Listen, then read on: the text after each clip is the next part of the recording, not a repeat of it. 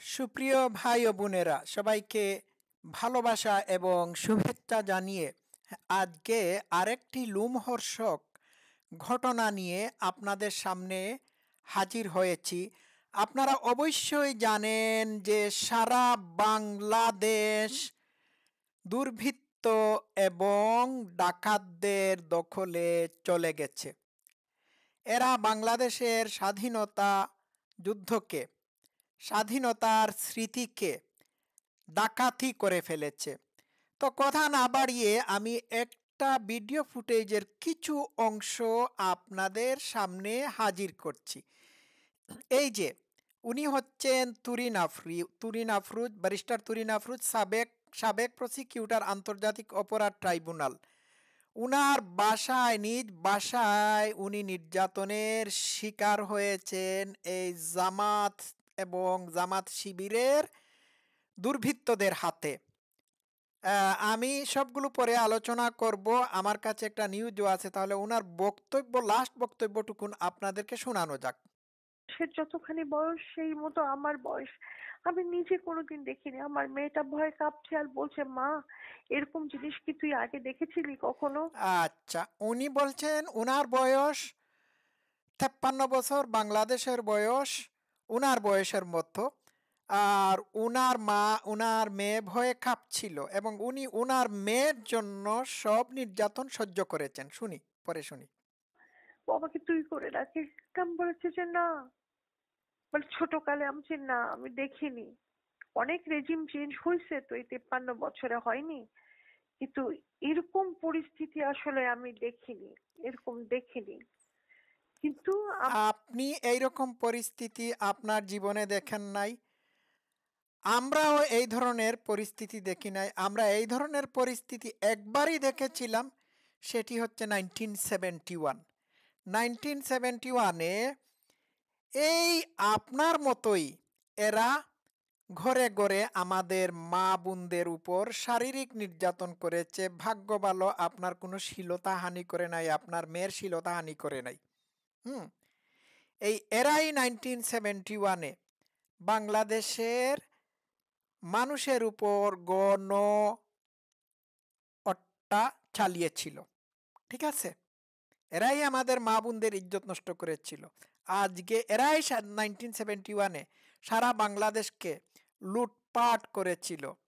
আজকে 53 বছর পরে বাংলাদেশে এই এদেরই উত্তরসূরিরা এই কাজটি করতেছে। এরা এই যে আপনার উপর এই নির্যাতন এই প্রথমবারের মতো হয়েছে এমনটি না, আগেও হয়েছে। আরে শুনি। আমার একটাই কথা, আমি এই দেশে মরবো।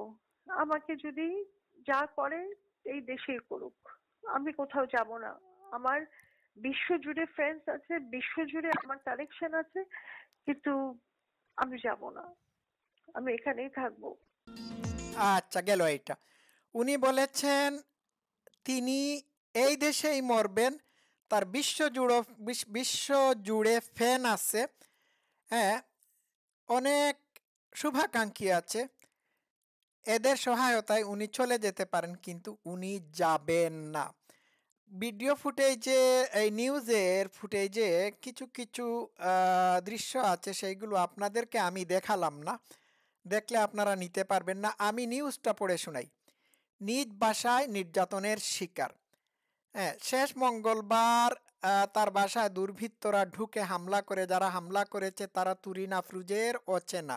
তুরিন আফরিজ আপনার কাছে অচেনা হলে আমাদের কাছে অচেনা না। আপনার বাসায় ঢুকে আপনাকে তো নির্যাতন করবেই।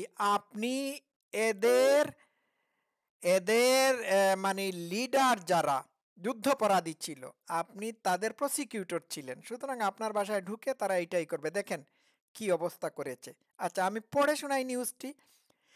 একদিকে সারা বাংলাদেশ জুড়ে ছাত্র আন্দোলন, আমি ছাত্র আন্দোলন বলবো না, শিবিরের আন্দোলনে সরকার পতনের পর সবাই যখন উল্লাসে মগ্ন, ঠিক অন্যদিকে গণভবনের লুটপাট থেকে, গনিমতের মাল লুটপাট থেকে শুরু করে সংখ্যালঘু সম্প্রদায়, হিন্দু সম্প্রদায় এবং সাধারণ মানুষের বাড়ি ঘর, দোকানপাট লুটপাট, হামলা ভাঙচুর ও আগুন দেয় শিবিরের দুর্বৃত্তরা।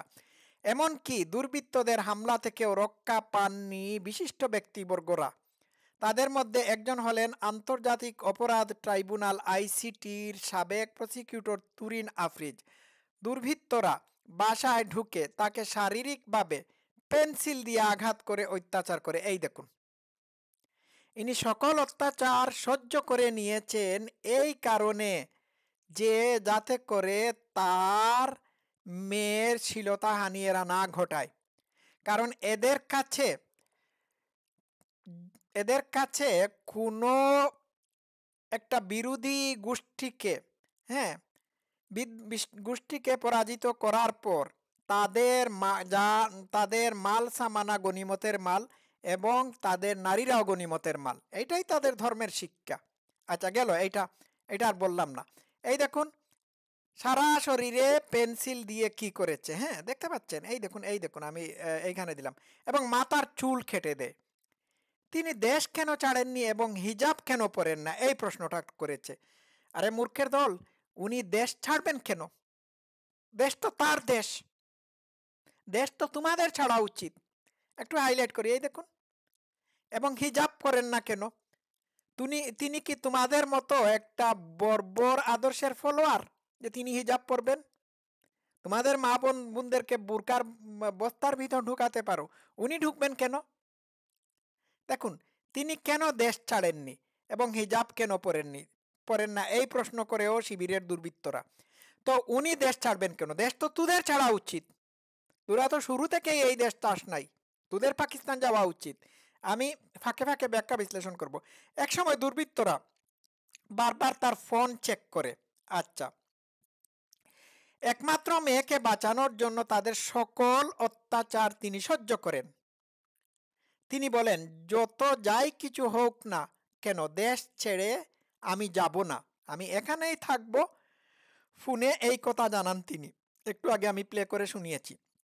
সরকার পতন এবং সেনাপ্রধানের ভাষণের পরপর গণভবন থেকে শুরু করে দেশের বিভিন্ন জেলা জুড়ে যখন ব্যাপক ভাঙচুর অগ্নিসংযোগ করে দুর্বৃত্তরা, তখন ব্যারিস্টার তুরিন আফরিজের জল ঢাকা বাড়িটিতেও ভাঙচুর এবং আগুন দেয় দুর্বৃত্তরা। এই দুর্বৃত্তরা, হ্যাঁ, সরকার পতনের নামে সারা দেশব্যাপী কি করেছে? সারা দেশব্যাপী বিভিন্ন স্থাপনায় অগ্নিসংযোগ করেছে। আর শেখ হাসিনার পতনের পর গণভবনের সব কিছুকে তারা গনিমতের মাল হিসাবে লুটপাট করেছে। এখনো বাংলাদেশের বিভিন্ন জায়গায় এরা ডাকাতি করতেছে।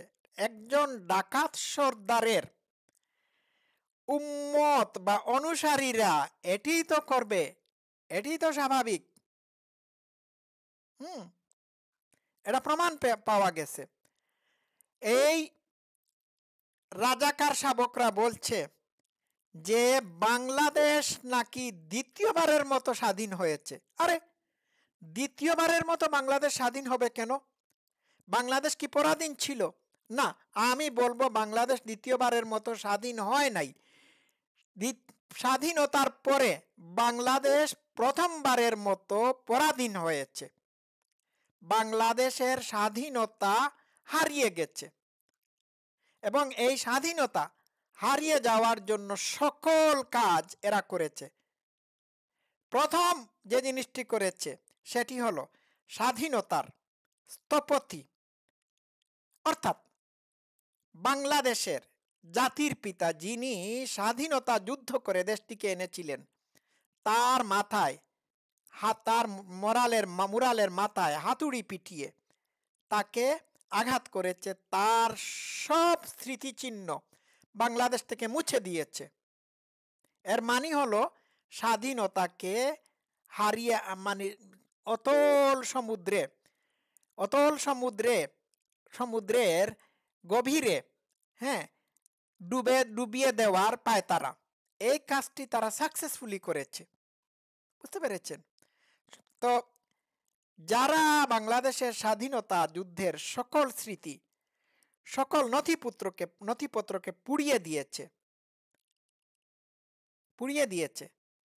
তারা তো এইগুলো করার মাধ্যমে বাংলাদেশের স্বাধীনতা যুদ্ধকে ছিনিয়ে নিয়ে আবার পরাধীন করে দিল। সুতরাং আমি এটিকে বলি প্রথম পরাধীনতা। বিষয়টা কি বুঝাতে পারলাম? এই হচ্ছে আজকের বাংলাদেশ। দেখুন, এই দেখুন, এটা কি কাম্য ছিল? হুম? ব্যারিস্টার তুরিন আফরোজ যদি অপরাধী হয়ে থাকেন তোমাদের দৃষ্টিতে, তাহলে উনার বিরুদ্ধে মামলা করে, হ্যাঁ, উনাকে আইনের আওতায় নিয়ে আসতে পারতে নাকি? আজ সারা বাংলাদেশ দস্যুদের অভয়ারণ্য। কি আর বলবো আমি। তো আমাদের ঘুরে দাঁড়ানোর সময় এসেছে। এই দুর্বৃত্তদের হাত থেকে সারা দেশকে রক্ষা করতে হবে। আবার ৭১-এর স্বাধীনতা যুদ্ধের মতো, হ্যাঁ, আমরা আরেকটা স্বাধীনতা যুদ্ধ করতে হবে। বুঝতে পারলেন? আবার সারা পৃথিবীর মানুষ আমাদের পাশে দাঁড়াতে হবে। আজকে এই পর্যন্ত থাকুক। সবাই ভালো থাকবেন। Thank you so much.